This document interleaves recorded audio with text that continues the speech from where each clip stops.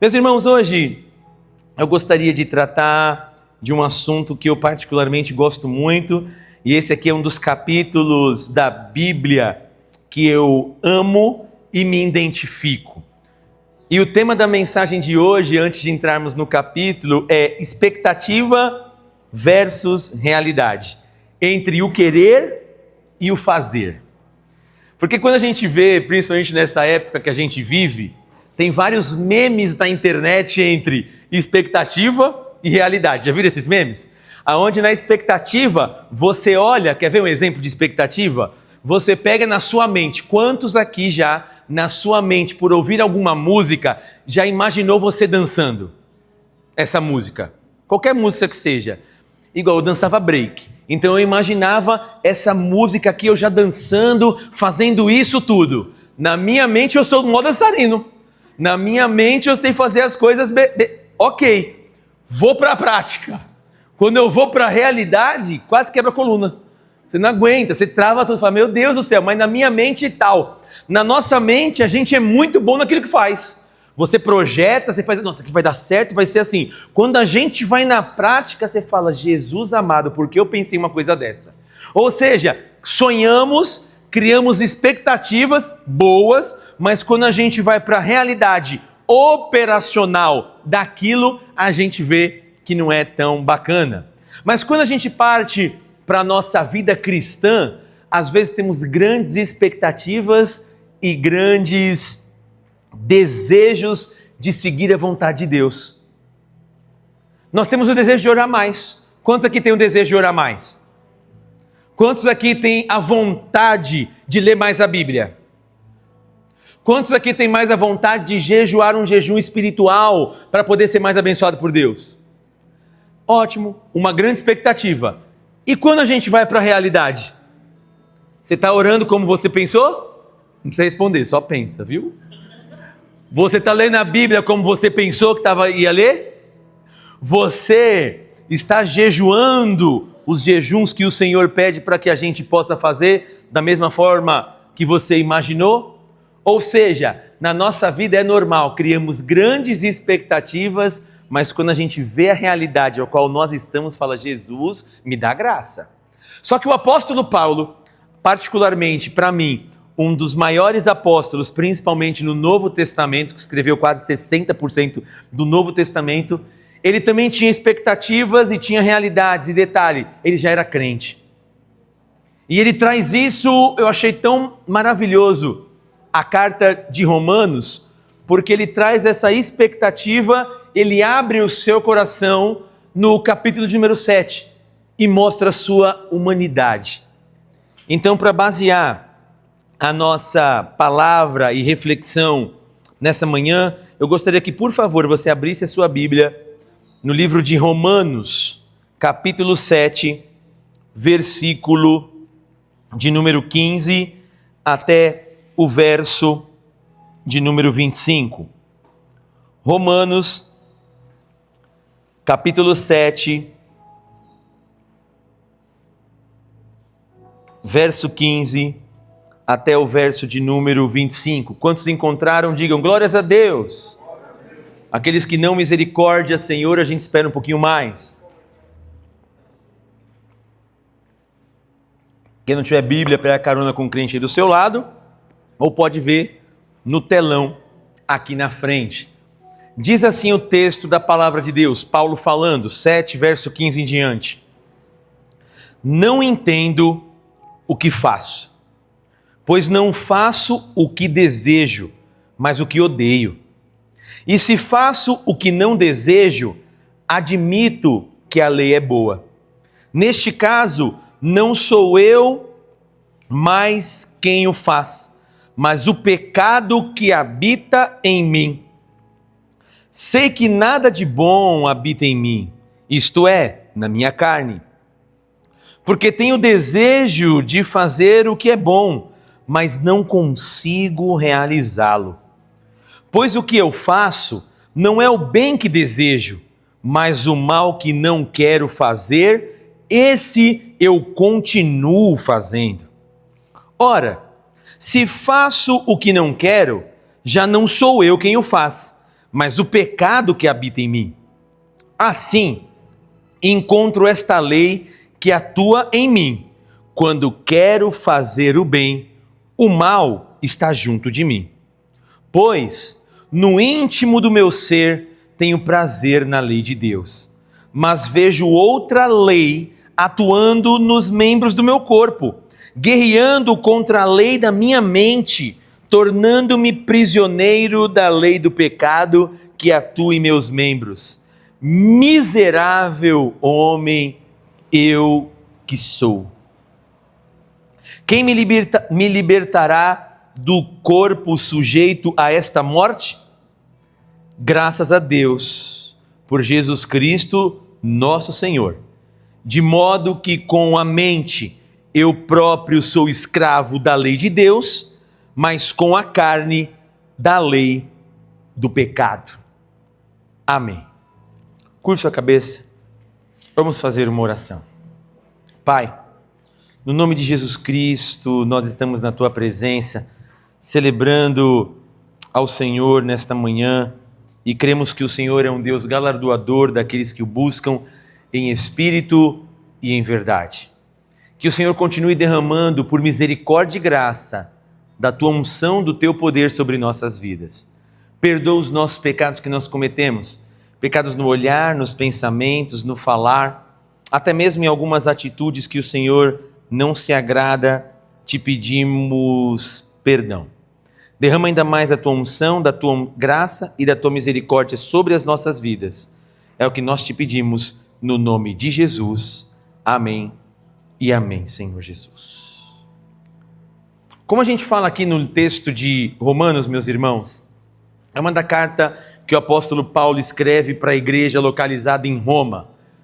E ela é tida, principalmente no mundo acadêmico e dos estudos, como o maior tratado teológico do Novo Testamento, Romanos, a carta aos Romanos. E especificamente no capítulo 5, 6, 7 e 8, o apóstolo Paulo vem abordando 3 temas de suma importância. Ele vem falando sobre a lei, sobre o pecado e sobre a graça de Deus. Quando o apóstolo Paulo escreve para a igreja localizada em Roma, por volta do ano 57 depois de Cristo, Cristo morre no ano 33, no ano 57 ele escreve essa carta, ele já era convertido, ele já era um apóstolo, pastor de igreja, um líder religioso, principalmente no meio do cristianismo, e ele já tinha constituído algumas igrejas. Ele já tinha, o apóstolo Paulo, discipulado muitas igrejas, discipulado muitas pessoas também. Um desses seus discípulos, que ele foi um discipulador, foi o pastor Timóteo. Então a gente vê que o apóstolo Paulo já tinha uma experiência com Deus, teve um encontro transformador quando a graça de Cristo se apresenta a ele, essa graça irresistível que acontece em Atos capítulo de número 9, onde o Senhor se manifesta para Paulo, envolvendo seu coração com amor, e o perseguidor da igreja se torna agora perseguido e prega aquele a qual ele perseguia com todo amor, carinho, paixão e dedicação. Ele prega agora esse Cristo a qual antes ele abominava. E ele então agora é um convertido, ou seja, eu me arrependi dos meus pecados. O Senhor me transformou. Eu matava, agora eu não mato mais. Eu roubava, agora eu não roubo mais. Eu mentia, agora eu não minto mais, porque seja o homem mentiroso e Deus verdadeiro. E o apóstolo Paulo fala, olha, eu esmurro também o meu corpo à servidão, para que quando eu ensine vocês e pregue o evangelho, eu não venha a ser desclassificado por aquilo que eu preguei. O apóstolo Paulo estava ensinando, aquilo que eu prego, eu me esforço para viver aquilo que eu estou ensinando. A minha vida, eu me esforço para ter conexão entre as minhas palavras e as minhas ações. E é um sacrifício para mim. E quando o apóstolo Paulo está escrevendo para a igreja de Roma, sabe o que é interessante? Ele começa a dar todo esse tratado teológico falando da lei. E olha que interessante que ele vai tratar da lei. Depois vocês podem ler na casa de vocês, capítulo 5, 6, 7 e 8. O apóstolo Paulo fala, olha, a lei é boa.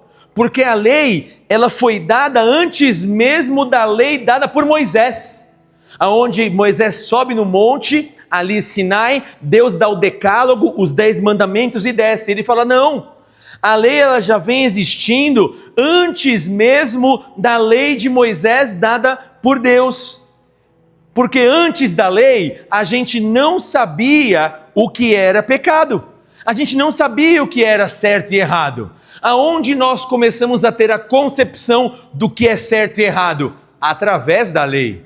Então a lei, ela não é ruim. A lei é boa. Por que a lei é boa? Porque ela mostra o que é certo e o que é errado. A gente só tem concepção do que é errado através da lei. E o apóstolo Paulo começa a abordar essa ideia. E ele fala, olha, mas quando Cristo ele veio, ele não aboliu a lei, ele veio para cumprir a lei. Porque olha que interessante, pessoal, no Antigo Testamento, se alguém transgredisse um dos 10 mandamentos, e depois os judeus, a parte rabínica, foi colocando mais coisas no decálogo, e o livro de Levítico mostra uma série de leis cerimoniais, se alguém transgredia uma única lei, era responsável de transgredir todas as outras leis. Então, humanamente era impossível eu seguir a Deus. Por isso que todo ano tinha o sacrifício de pecado para a purificação do povo. Tá ok? Então o apóstolo Paulo fala, mas Cristo veio e ele se fez pecado por nós. Um sem pecado se fez pecado por nós e nos redimiu, nos libertou, nos lavou dos nossos pecados, tomou o nosso lugar. Ótimo! Essa graça que eu estou falando sobre a lei, ela me alcançou. Eu fui convertido, o meu coração se converteu, eu agora sigo ao Senhor com alegria, amo as pessoas, amo os crentes, e ele começa a escrever a carta de Romanos. Só que quando chega no capítulo 7, pessoal, esse pastor de igreja, esse pastor que todo mundo reconhecia, esse homem de Deus que treinou pessoas, que discipulou pessoas, ele abre o seu coração no capítulo de número 7, numa indagação, chegando até a ser uma frustração. Ele fala, Deus, é o seguinte, agora eu que estou em litígio, agora eu que estou frustrado. Mas espera aí, Paulo, você é pastor de igreja, você é um exemplo para muitas pessoas, mas sabe por que eu estou frustrado? Por quê? Porque o bem que eu quero fazer, eu não faço. O mal que eu não quero fazer, este eu faço.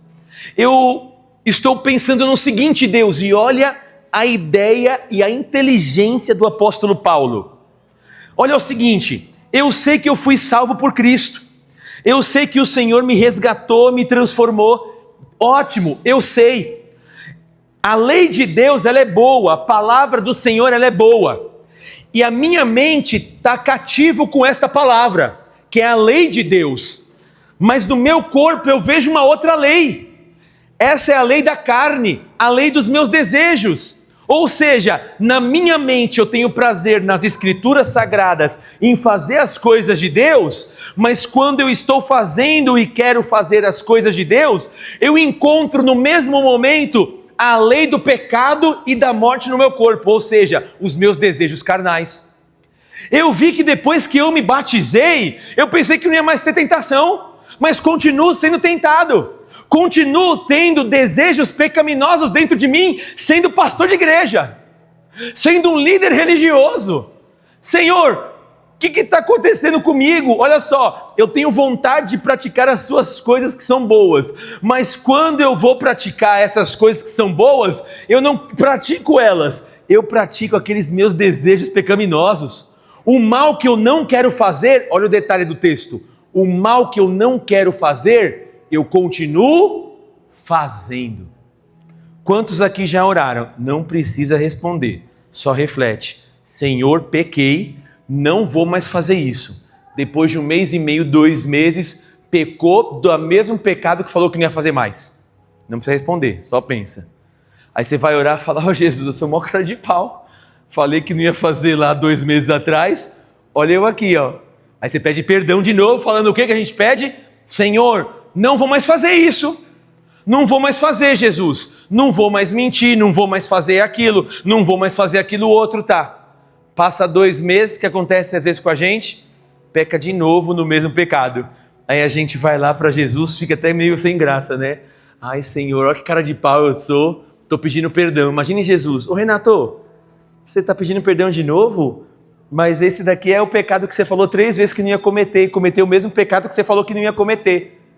Mas o apóstolo Paulo fala, olha, eu tenho uma expectativa de servir a Deus, mas quando eu vejo nos meus membros, eu vejo outra coisa operando. E olha o que o apóstolo Paulo fala, eu quando vou fazer o bem, o mal que habita em mim está junto. Olha a concepção de Paulo, quando eu vou fazer o bem, o mal está junto de mim, ou seja, na mesma proporção que eu posso fazer o bem, eu também posso fazer o mal. Eu falo que eu não quero pecar e peco. Senhor, na minha cabeça, olha só, na minha cabeça eu quero orar mais, jejuar e ler mais a tua palavra. E eu quero ver menos Netflix, não é que está errado em ler Netflix e maratonar a série, não é isso, mas só para você fazer a conexão. Eu quero gastar mais tempo lendo a Bíblia, orando e jejuando. E eu quero gastar menos tempo vendo Netflix, filmes e essas coisas aqui. Aí o apóstolo Paulo tem na mente fazer isso. Quando ele vai realizar, qual que você acha que ele realiza? Ele maratona 4 horas de série. Não que é errado ver série, pessoal, mas você está entendendo o tempo. Maratona 4 horas de série. Tá bom, não tem problema. Quanto tempo você ficou lendo a Bíblia? Nem 10, 15 minutos. O bem que eu quero fazer, este eu não faço, que eu sei que é o melhor para a minha vida. Mas o mal que eu não quero fazer, esse eu faço, e detalhe, com prazer. Mas peraí, então eu vejo que eu estou preso dentro dessa carne, mesmo sendo convertido. Mesmo querendo Deus, a minha carne nunca quer Deus. Mesmo querendo ter mais relacionamento com Deus, eu vejo em mim, nessa natureza pecaminosa, que ela nunca quer que eu me aproxime de Deus. Aí o apóstolo Paulo chega num diagnóstico, sendo líder de igreja: miserável homem que eu sou. Eu sou um miserável, por quê? Porque eu vejo, olha só, eu vejo em mim 2 leis operando. Na minha mente ela está cativa com a lei de Cristo, a vontade de Deus, mas no meu corpo eu sou escravo da lei do pecado. Quem vai me livrar do corpo dessa morte? Eu sou crente, pensei que não ia mais ter tentação. Pensei que ia ser mais fácil para mim, porque agora eu sou um crente regenerado e creio no Evangelho. Muito pelo contrário, eu estou vendo que a cada dia é mais difícil e eu sou tão tentado quanto aqueles que estão iniciando na fé. Aqueles que estão iniciando na fé são tentados, mas eu que já sou experiente no Evangelho, também sou tentado. E detalhe, aquele mal que eu falo que não vou fazer, eu faço, e esse eu faço com prazer. Aí a pergunta que a gente pode pensar, e o apóstolo Paulo leva em consideração nesse texto, é o seguinte, qual que é a expectativa? Andar em santidade plena. Qual que é a realidade? A carne sempre vem querer me colocar para baixo. Só que o detalhe, eu continuo fazendo a obra, eu continuo fazendo o ministério, só que essa luta que o apóstolo Paulo teve, sabe o que gerou dentro do coração dele? E muitas vezes gera dentro do nosso coração? Frustração. A gente se frustra, porque às vezes a gente tem sempre boas intenções de ter mais comunhão com Deus, mas muitas vezes a nossa carne nos leva para longe da presença de Deus. Fale para a pessoa que está do seu lado. Já aconteceu isso com você, irmão? Já aconteceu isso com você? Você fala assim, está acontecendo agora. Está acontecendo agora isso aí comigo. Eu tenho mais vontade de Deus, mas quando eu vou ver na prática, essa semana vai ser uma semana daquelas. Vai ser uma semana que eu vou buscar mais de Deus, eu vou ler mais a Bíblia, eu vou jejuar mais e eu vou orar mais. Aí entra a semana, aí a semana é uma bênção, corrida, um monte de compromisso. A gente chega na sexta-feira e faz um balanço. Eu falei que ia fazer, não consegui. Eu falei, não consegui. Eu falei, não consegui. Gera no nosso coração o quê? Frustração. Jesus, que cara de pau eu sou. Eu não quero mais nem às vezes me comprometer com as coisas que eu falo para você, Jesus. E a gente fica frustrando, mas a pergunta que o apóstolo Paulo vem responder nesse texto é o seguinte: o que nós fazemos com essa frustração? De a gente querer mais de Deus, mas não conseguir às vezes nos aproximar mais de Deus. O que a gente faz? A gente pode começar a pensar um pouquinho em 2 coisas, pessoal.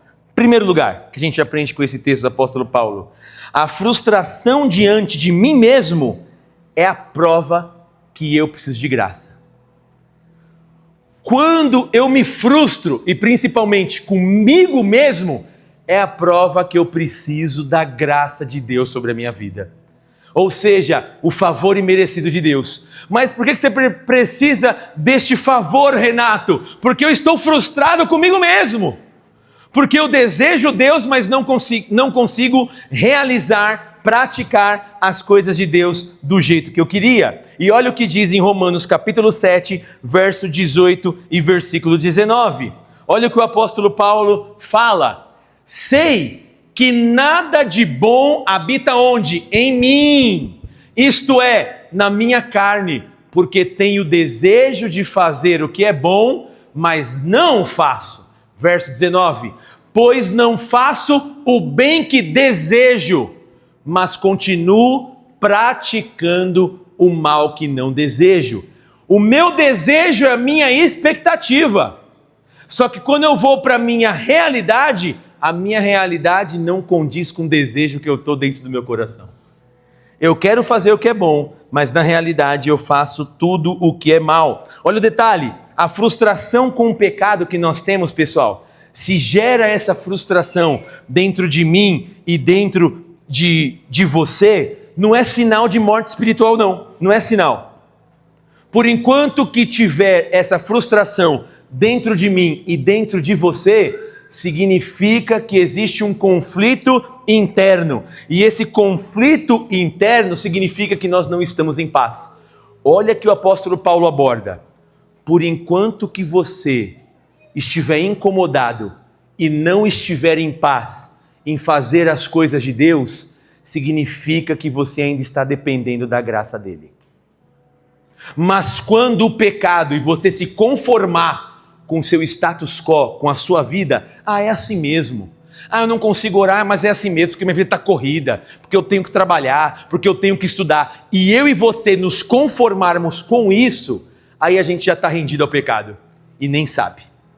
A gente já está rendido ao pecado. Porque nessa palavra, quando ele fala o desejo significa que ele ia o praticar, é uma palavrinha grega que eu acho muito interessante, porque ele mostra o seguinte: o conflito está na prática, não no desejo. Você tem o desejo bom, só que eu e você temos dificuldade de praticar o desejo bom que a gente deve praticar. E o apóstolo Paulo fala: esse é o conflito. O conflito não está no desejo, o conflito não está em boas ações, o conflito está no realizar, o conflito está na prática. Quer ver algo simples que a gente vê, que a gente cria expectativa? Quantos aqui já falaram assim: segunda-feira eu vou dar uma emagrecida e entrar na dieta? Seja sincero. Eu vou levantar também a mão. Aqui, ó.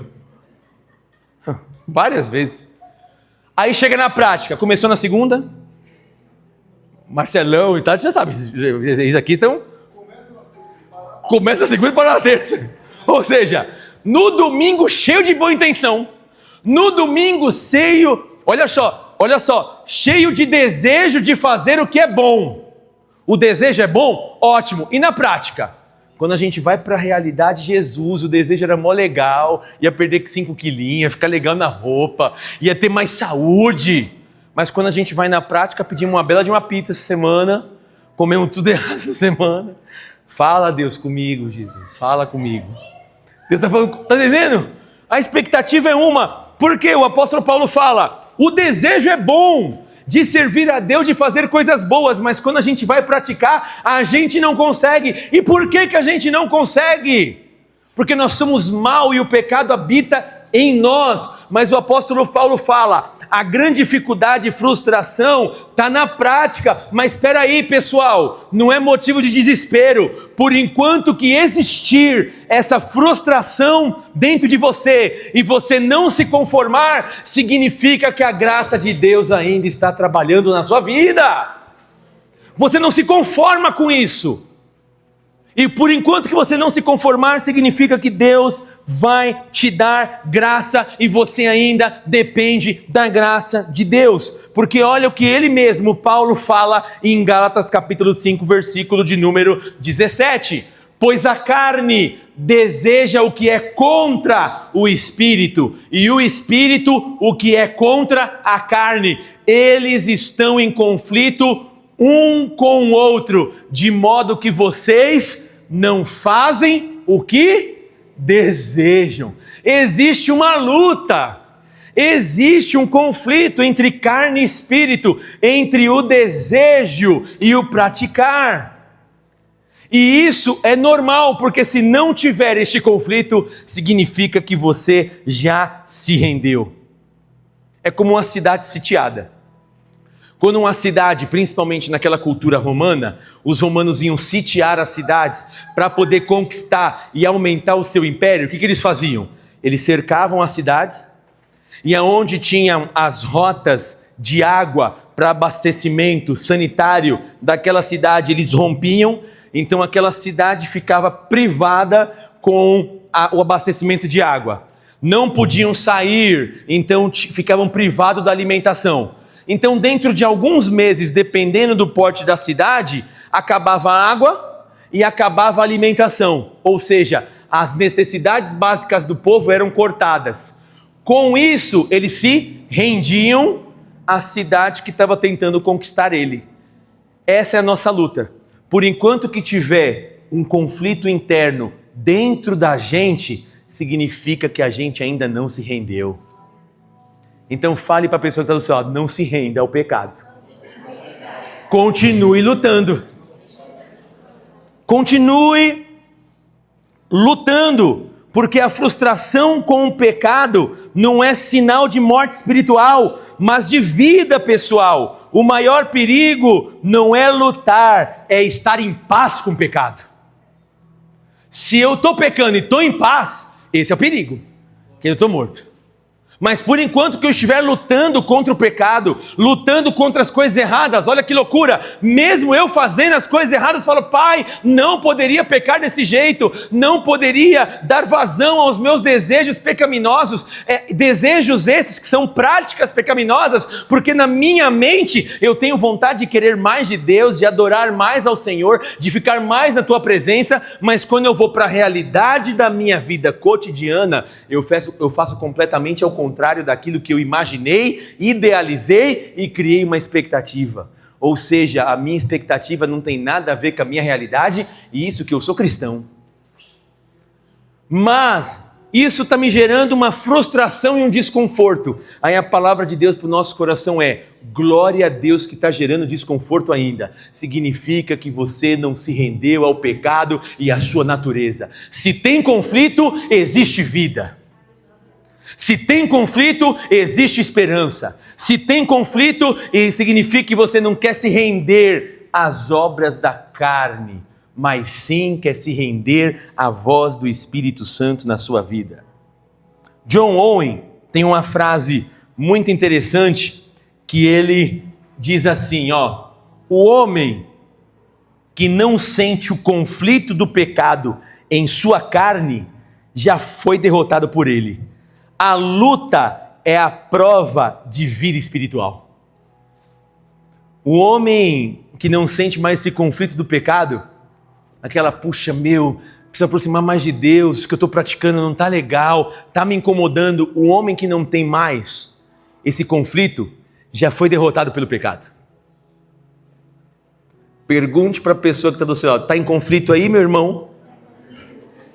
Não precisa responder, porque se alguém falar, não, estou em paz. Se alguém falar, já foi no paz, isso não, já foi derrotado, não faz isso não. Não, eu estou em conflito ainda. E glória a Deus por isso, significa que você ainda está lutando. A luta prova que existe vida espiritual. A luta da nossa carne e espírito mostra que a gente tem vida e não quer se render à nossa natureza pecaminosa. Segunda coisa que a gente aprende com esse texto do apóstolo Paulo: a esperança não está na minha melhora, mas na vitória de Cristo por mim. Isso faz diferença. Isso é profundo o que o apóstolo Paulo fala. A esperança não está na minha melhora, mas na vitória de Cristo por mim. Olha só, Romanos capítulo 7, versículo 24 e 25 que nós lemos. O apóstolo Paulo: Miserável homem que eu sou.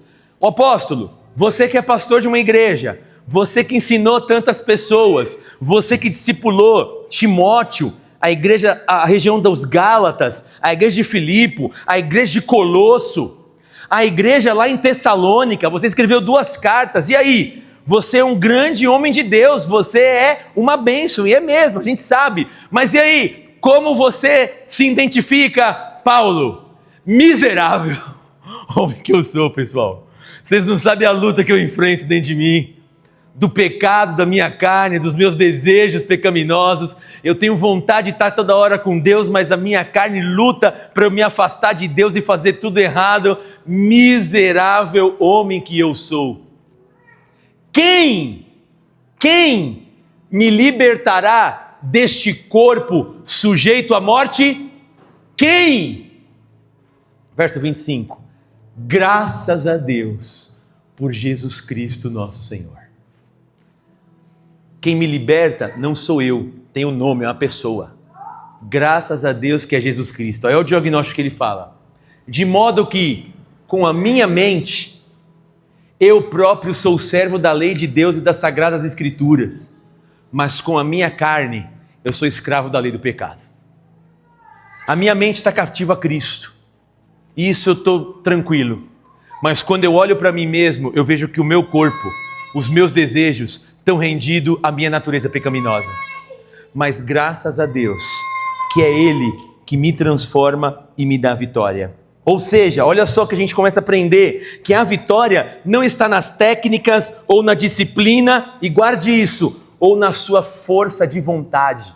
A sua vitória não está na sua força de vontade, a minha vitória não está nas minhas técnicas, não está nas minhas habilidades. A minha e a sua vitória está na obra de Cristo Jesus e na ação do Espírito Santo. Sabe o que o apóstolo Paulo está falando? Isso é profundo demais. Eu falei, meu Deus, obrigado. Por isso eu gosto desse texto. Ele fala, você não obedece a Deus porque você é bom. Você não obedece a Deus porque você é disciplinado. Você não consegue obedecer a Deus com as suas organizações. Você só consegue obedecer à vontade de Deus com a atuação do Espírito Santo. Sem o Espírito Santo, você e eu nunca conseguiremos fazer e realizar a vontade de Deus em nossas vidas. Nunca. O apóstolo Paulo fala, você só obedece a Deus porque o Espírito te dá poder para obedecer. Então fale para a pessoa que está do seu lado, pare de tentar obedecer a Deus com as suas próprias forças. Esquece. Você não vai obedecer nunca. Você não vai obedecer nunca. Sabe por quê? Com a sua própria força, você vai falar o seguinte, ó, amanhã eu vou começar a orar 1 hora. Chega amanhã, você não orou 1 hora. Sua disciplina não adiantou nada. Sua organização não adiantou nada. Olha só, se renda. Deus, me dê graça para orar, porque a minha carne não vai querer. E vai me dar um belo de um sono, quando eu estiver orando. Deus, me dê graça para ler a Bíblia, porque quando eu leio a Bíblia, ela é melhor do que qualquer remédio de ansiedade. Porque eu começo a ler e já durmo. Não é verdade isso daqui? Está com dificuldade de dormir, deita e pega a Bíblia para ler. A Bíblia é física. Deita e pega a Bíblia para ler. E em 10 minutos você dorme. Porque é espiritual. A carne milita contra o espírito e o espírito contra a carne. Às vezes você tenta insônia, começa a ler a Bíblia. O diabo fala o quê? Vai ler a Bíblia para se libertar? Vai, vem um sono na sua carne. Ai, que delícia. Você dorme até com a Bíblia aqui, ó. Pelo amor de Deus, irmão. Não é verdade? É verdade, porque eu passo por isso também. Fala, Deus, comigo. Jesus, por quê? Ou seja, nós só conseguimos obedecer é pela graça. Deus, me dá graça, porque eu sei que vai dar sono. Então repreende toda a obra do mal. Repreende esse sono da minha carne, em nome de Jesus. Você pode ter dormido 8 horas. Pega para ler a Bíblia, dá sono. Dormiu 12 horas. Quem gosta de dormir 12 horas aqui? Olha, é de Deus, né? O Cadinho gosta. Glória a Deus. Ai, Jesus. Ora, Senhor, incomoda essas pessoas para não dormir tanto, né? Olha só, você pode ter dormido 12 horas e tá bem. Vou ler a Bíblia. Você começa a ler a Bíblia, dormiu 12 horas. Por quê? Ler Bíblia é espiritual, irmãos. São disciplinas espirituais. Orar é disciplina espiritual. Jejuar é disciplina espiritual. E a nossa carne nunca vai querer que a gente vá para as disciplinas espirituais. Mas a nossa mente quer. Expectativa é uma, a realidade é outra. Aí a gente começa a identificar, quando Paulo fala, o corpo de morte, quem me livrará? É uma metáfora que ele está usando sobre a impotência humana diante do pecado. O apóstolo Paulo fala, toda vez que você for lutar com a sua carne, ou contra algum pecado, com as suas próprias forças, pode ter certeza, você tomará uma surra e vai perder todas as vezes. Você só consegue ganhar do pecado com a atuação sobrenatural do Espírito Santo de Deus. Ou seja, eu e você só conseguimos falar não para o pecado com o poder do Espírito Santo. Eu me recordo, quando eu estava me libertando das drogas, eu falava, vou parar de usar droga. Ficava 15 dias careta, sem usar nada. Tá bom. Depois de 15 dias, o que acontecia comigo?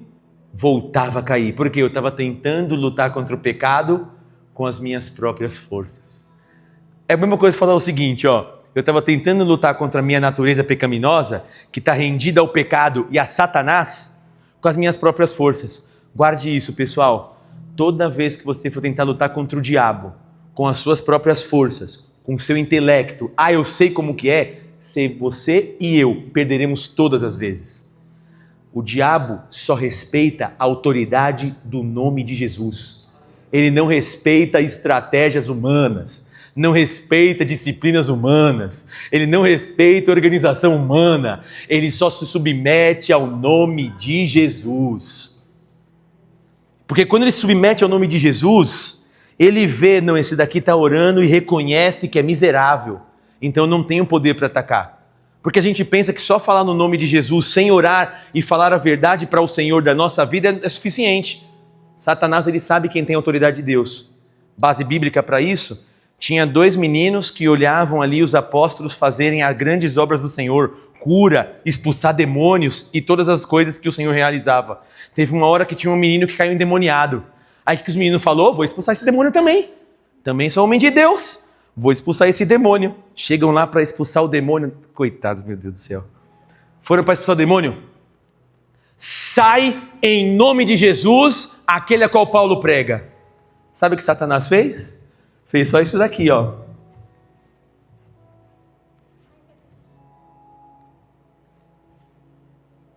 Eu conheço Jesus e sei quem é Paulo. Quem são vocês? Dá uma surra nos meninos, que eles ficam até sem roupa. Tomaram uma surra do demônio. Vocês estão... sai em nome de Jesus a quem Paulo prega. Não, eu sei quem é Paulo. E eu sei quem é Jesus Cristo de Nazaré, o Filho de Deus. Mas você, achando que são servos dele, vai falar assim, eu vou sair? Não. Dê uma surra neles, irmãos. Ou seja, não adianta a gente não ser sincero para Deus e querer fazer as coisas dele, não. A gente tem que falar, Deus, sou miserável. As minhas obras são como trapos de imundícia, mas mesmo assim eu tenho o desejo de realizar. Me dá graça. O Senhor fala, ótimo, vou te dar graça para você fazer, porque você não faz a minha obra e a minha vontade, o serviço do meu reino, pelas suas forças. Sou eu que te capacito para fazer a minha obra. Pode perceber, irmãos, tudo isso que nós fazemos num culto, ou você realiza de campanhas, orações, tudo que a gente faz no nome do Senhor, essas obras são espirituais. Se a gente faz na obra da carne, a gente para. Ninguém consegue ficar anos dentro da igreja, da comunidade de fé, fazendo as coisas na carne. Vai embora. A gente só faz pela graça de Deus, reconhecendo, Deus, eu não consigo, sou miserável, mas a tua graça me basta porque o seu poder se aperfeiçoa nessa minha fraqueza. Mas eu quero ser sincero diante de Deus. Então guarde isso, seja sempre sincero diante de Deus. Porque quando você é sincero diante de Deus, não existe nenhuma condenação sobre mim e sobre você. Não existe nenhuma acusação. Aí o apóstolo Paulo trabalha um pouco mais essa ideia, Romanos capítulo 8, versículo 1. Olha o que diz a palavra. Portanto, agora já não há condenação para aqueles que estão em Cristo Jesus. Você pode ter luta na sua carne, você pode ter desejos, às vezes, de adorar a Deus, mas quando você vai ver na sua carne, você peca. Mas se você pedir perdão, não existe condenação contra você e nem contra mim. É o Senhor que nos justifica, porque não há condenação para aqueles que estão em Cristo Jesus e foram justificados por Ele. Você é justificado por Cristo, você não é justificado por boas obras. Irmãos, guarde isso. Eu e você não somos abençoados porque a gente é bonzinho. Tira isso da sua cabeça. A gente é abençoado pela graça dele. É prerrogativa dele. Eu sou bonzinho, olha como eu faço as coisas boas, Deus vai me abençoar. Não! Ele nos dá graça e nos abençoa porque ele é um Pai de misericórdia e amor. Vocês, sendo maus, dão coisas boas para o seu filho? Se o seu filho te pede um pão, você dá uma pedra para ele? Se o seu filho te pede um pão, você dá uma cascavel e uma serpente? Vocês, sendo maus, dão coisas boas para o seu filho? Imagine eu que sou bom. Ou seja, eu dou coisas boas para vocês, não é porque vocês são bonzinhos, mas é porque eu sou bom. E é eu que sustento vocês. Nossa esperança, pessoal, não está em tentar mais, vou tentar mais, não. Sabe o que a gente tem que fazer? É crer mais. É ter mais fé. Não é tentar, é crer. Pai, me dá graça para que eu possa fazer essas coisas. A transformação não vem do esforço humano, isolado, mas sim na ação do Espírito Santo. Você não é transformado porque você quer. Nós não somos regenerados por nossa própria força. Não, você é uma pessoa melhor. Você é uma pessoa melhor. Você nunca será uma pessoa melhor. Nós somos uma pessoa melhor porque a graça dele nos transformou. Somos nova criatura, as coisas velhas já se passaram e ele nos dá graça para isso. Olha o que diz Agostinho. Em uma de suas obras, Agostinho fala o seguinte: a lei nos mostra o problema, mas não traz a solução. A solução é Cristo, que cumpre em nós aquilo que não poderíamos realizar. A lei é boa, mas ela não traz solução. A solução, na verdade, é Cristo. Que ele, olha que interessante isso. Ele cumpre em nós aquilo que a gente não consegue realizar. Eu tenho vontade de orar mais. Você não vai conseguir realizar, mas comigo você consegue, Renato, orar mais. Eu quero ler mais a Bíblia. Você sozinho não vai conseguir mesmo. Mas eu agindo através da sua vida, você vai conseguir ler mais a Bíblia. Eu quero jejuar mais. Tá bom, Renato? Você sozinho não vai conseguir mesmo, filho. Mas fica tranquilo que eu vou te dar graça para que você possa jejuar. E quando vir a tentação, você comigo vai conseguir falar não. É sempre com Jesus. Então fale para a pessoa que está do seu lado. Ande com Jesus. Ande com Jesus. Tem um autor, que agora eu não me recordo o nome, que a gente estudou na faculdade, olha o que veio na mente agora. É muito interessante, ele falou assim, é cristão, viu? Com Jesus, eu vou até para o inferno. Olha só o conceito filosófico e teológico dele. Se eu estiver com Jesus, verdadeiramente, eu vou para qualquer lugar, porque é Ele que me dá graça e me sustenta em todos os momentos da minha vida. Não que eu estou falando que vai para o inferno no sentido de morte, mas estão entendendo o conceito que ele utilizou? Tipo assim, com Jesus eu consigo fazer todas as coisas. Por isso que o apóstolo Paulo fala, posso todas as coisas naquele que me fortalece. É todas as coisas. Então, meu irmão e minha irmã, se porventura você está tentando se santificar por conta própria, eu tenho uma notícia para poder te dar não tão boa. Você não vai conseguir. Se você estiver tentando agradar a Deus por conta própria, com seu intelecto, tu não vai conseguir, tu vai cair. Sabe por quê? É como você tentar subir uma montanha por conta própria. Você tenta subir a montanha, chega no caminho, cai. Tenta subir, vou tentar de novo. Tentou subir na montanha, no meio do caminho, cai. Tenta subir de novo a montanha, no meio do caminho, cai. É isso. Como que eu consigo subir essa montanha? É falar, Jesus, manda a sua corda aí para mim. Aí Jesus manda a corda do Espírito Santo, amarra na sua cintura e você começa a subir, com ele te puxando para cima. Aí você não vai cair. Mas todas as vezes que você tentar subir a montanha e vencer por conta própria, você vai cair, e eu diversas vezes. A gente só consegue chegar no topo com a corda segura de Cristo Jesus em nossas vidas. Então a gente consegue entender que a frustração que nós temos com nós mesmos nos lembra uma coisa: precisamos da graça de Deus. Então vamos orar para que o Senhor nos dê essa graça e a gente reconheça que miserável homem que nós somos, mas com o Senhor nós podemos todas as coisas, naquele que nos fortalece. Se coloque de pé no nome de Jesus. Nós vamos orar.